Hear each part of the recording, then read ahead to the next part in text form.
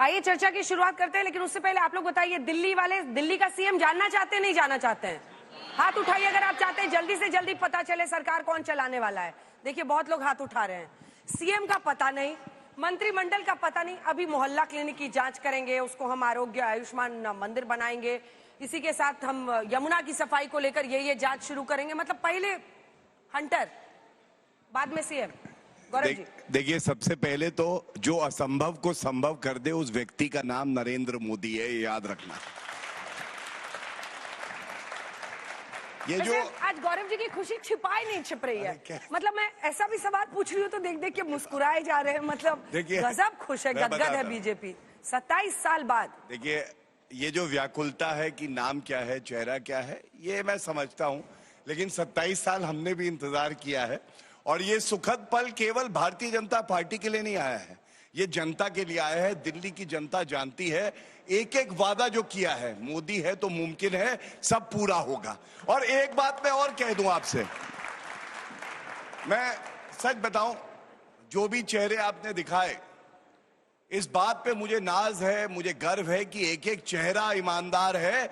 दिल्ली का जो भी मुख्यमंत्री होगा वो ईमानदार होगा, वो कट्टर बेईमान नहीं होगा,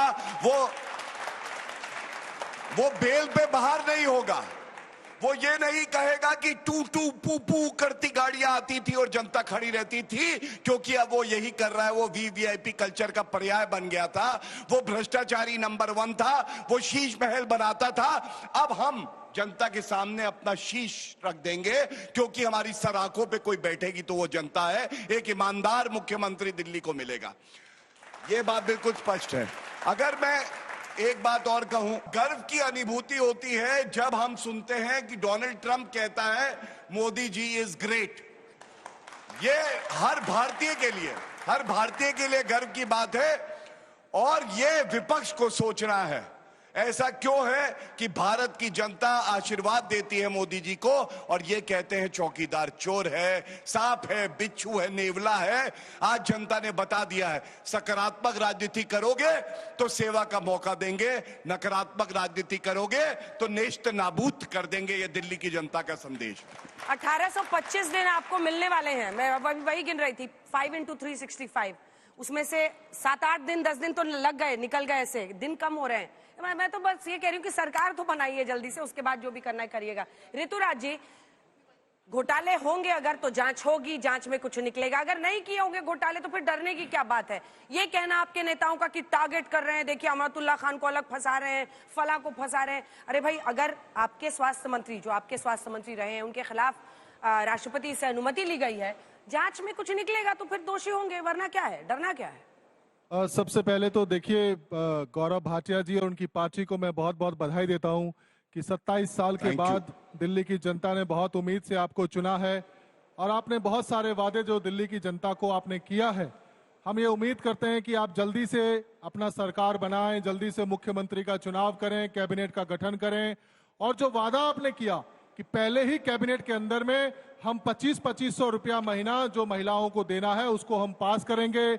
यमुना को लेकर के कुछ कॉन्क्रीट, इनका वादा था, इनका 2100 है, 2500 है, 25 दे रहे हैं। मुझे याद है। अच्छा। हम लोग विपक्ष में तो हमें याद है क्या वादा किया सीएजी की रिपोर्ट। बिल्कुल, मैं पहले ही उस बैठक में भी सीएजी तो इन्होंने कहा, तो हम चाहते हैं कि जल्दी से सरकार का गठन हो, पहले ही कैबिनेट में 2500 रुपया महीना पास हो, 300 यूनिट बिजली पास हो, यमुना को लेकर के जो निर्णय है वो लिया जाए, और साथ में 500 रुपए का जो सिलेंडर देने का वादा किया है वो भी किया जाए, ताकि दिल्ली की जनता ने जिस उम्मीद से इनको चुना है उस पर खड़े उतरे। और रही बात है कि मोहल्ला क्लिनिक का क्या नाम रखेंगे, आपकी सरकार है, कुछ भी नाम रखिए, चिंटू रखिए, बिंटू रखिए, कुछ भी रखिए, लेकिन मोहल्ला क्लिनिक में दवाई मिलते रहे, डॉक्टर बैठे, लोगों को इलाज हो। जनता केवल इतना चाहती है। अब किसको मुख्यमंत्री बनाएंगे, किसको स्वास्थ्य मंत्री बनाएंगे, मोहल्ला क्लिनिक का आगे किसका फोटो लगाएंगे, क्या नाम रखेंगे, उससे जनता को मतलब नहीं है। जनता को जो सुविधाएं, मैं सीएजी पे ना, पर्दा कितने का लगा था घर में, बंगले में। मैं सीएजी पे भी आ रहा हूं।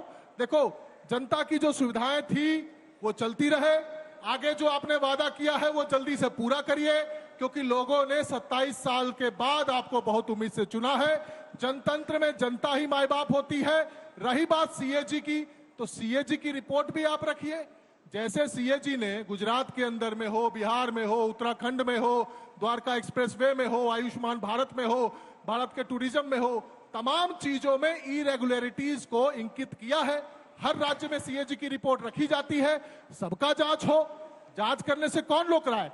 भाई देश में आपकी सरकार है, प्रधानमंत्री आप हैं, गृह मंत्री आप हैं, लेफ्टिनेंट गवर्नर आपका, राज्य में आपका, कुछ दिन में एमसीडी भी आपका हो जाएगा। काम करिए, हो जाएगा, अभी हो जाएगा, ये लीजिए कबूल लिया है। अभी से सरेंडर कर रहे हैं। बहुत बढ़िया, बहुत अगला बढ़िया, चुनाव हार जाएंगे। अच्छा लगा, ये अच्छा अगला लगा। चुनाव एमसीडी का भी हारेंगे आप लोग। मैं नंबर्स की बात कर रहा हूँ। आप ही बोले ना। नहीं, मैं नंबर्स की बात कर रहा हूँ। सब जगह ऊपर से नीचे तक तो आप हैं ही, अब तो कोई दिक्कत है नहीं।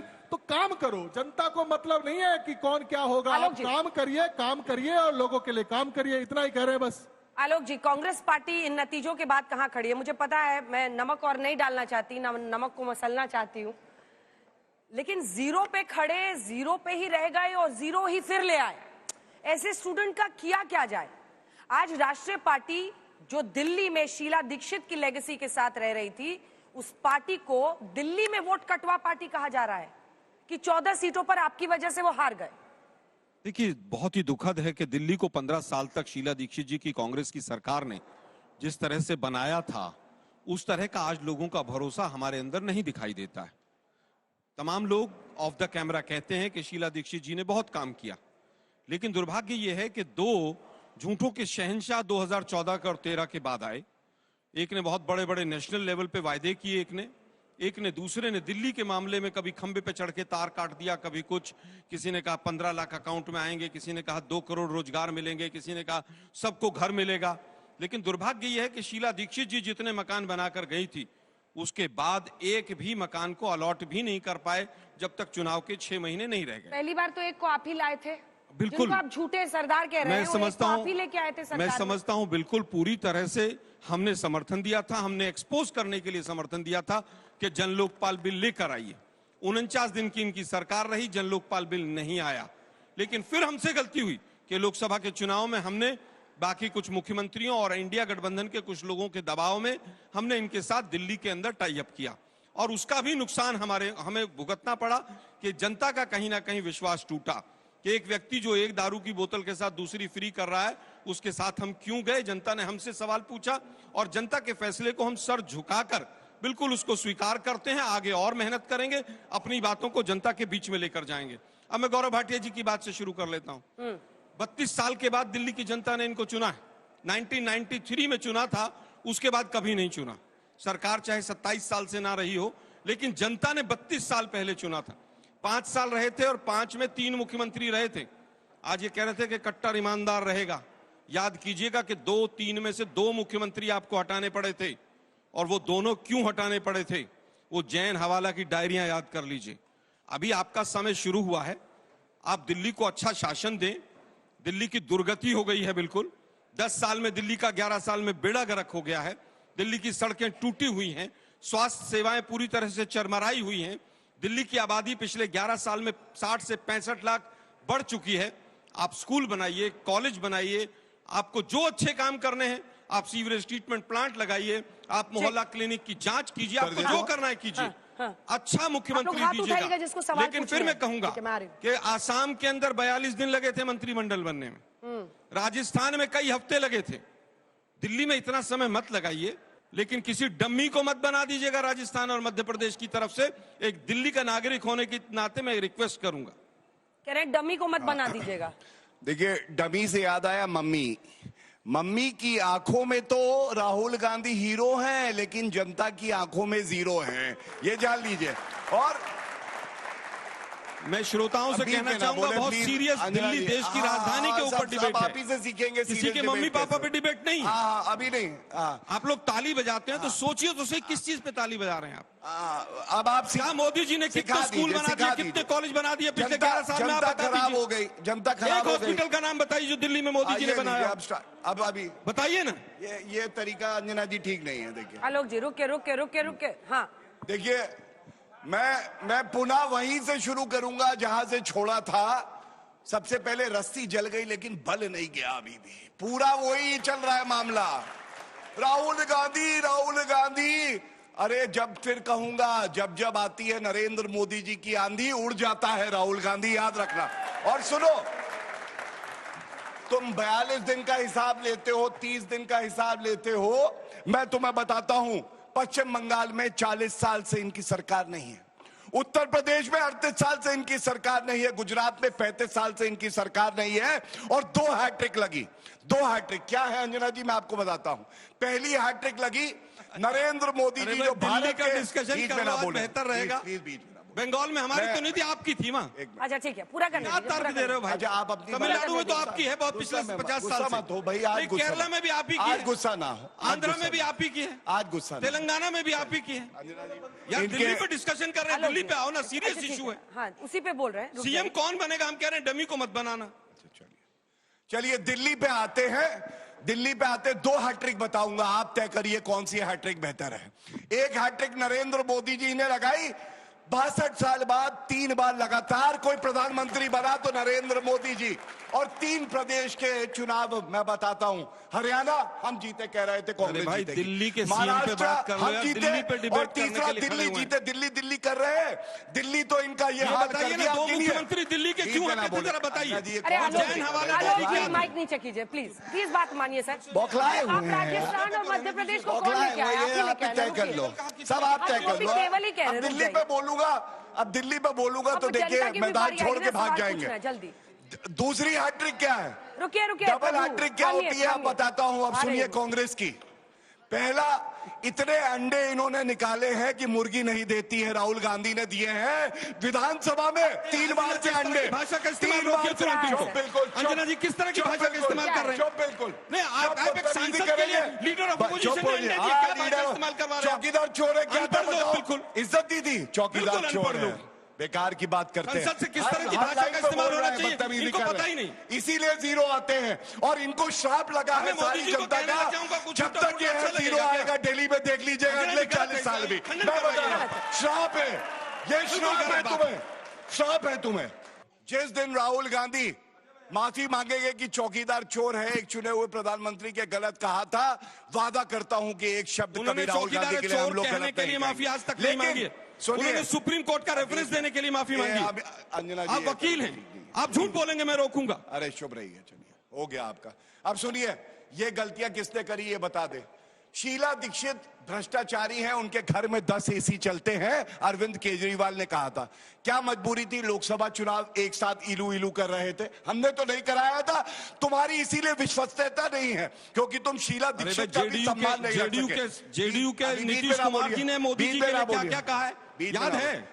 या दिलवाना शुरू करूं, किसके साथ इलू इलू करते हैं आप लोग? कोई चर्चा नहीं हो। मोदी जी किसके साथ इलू इलू करते हैं चुनाव में? Standard of the Congress has gone to the dogs. PDP के साथ इलू इलू करते हैं, पीडीपी को ये standard of the Congress has gone to the Meghalaya में जिस पार्टी को इलू इलू कर रहे हैं आप लोग, वहां पर इलू इलू करने से पहले कह रहे थे इनको जेल में भेजेंगे, 15 दिन के बाद फिर इलू इलू करने लगे।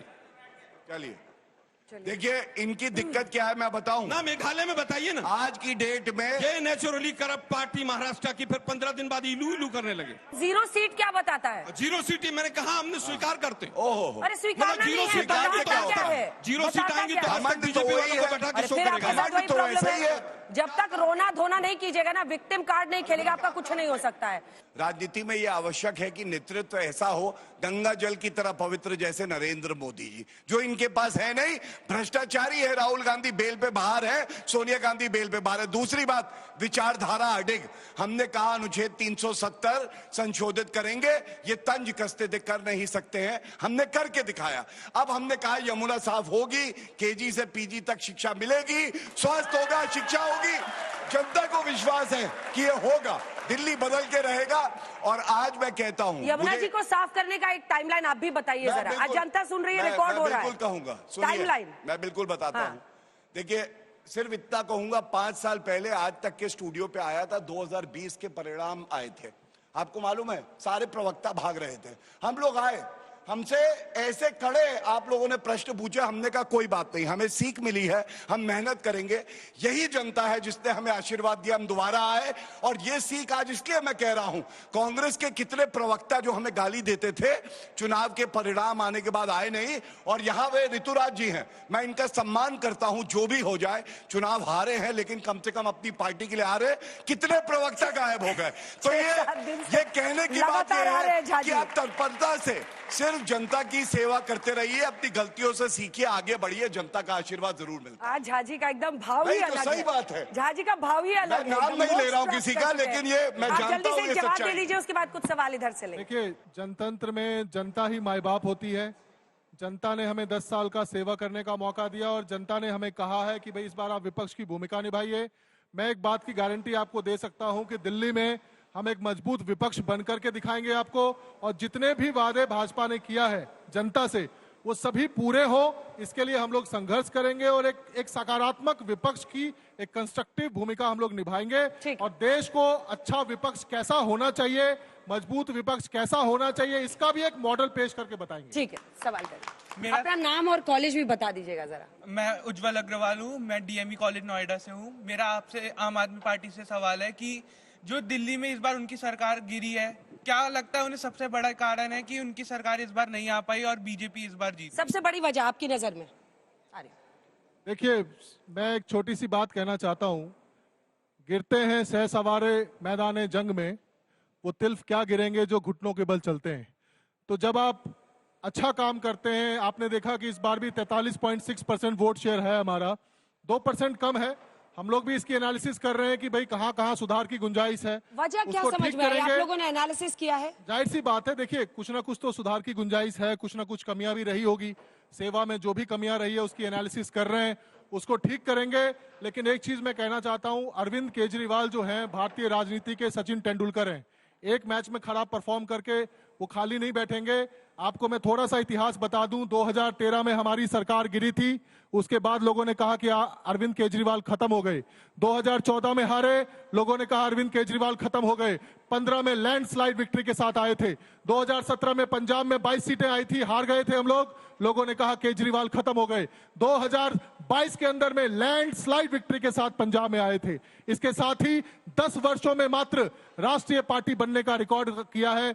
गुजरात गए, गोवा गए, अच्छा किया। जो भी कमियां रही है, सुधार की गुंजाइश है, ठीक करेंगे, वापस आएंगे, बाउंस बैक करेंगे।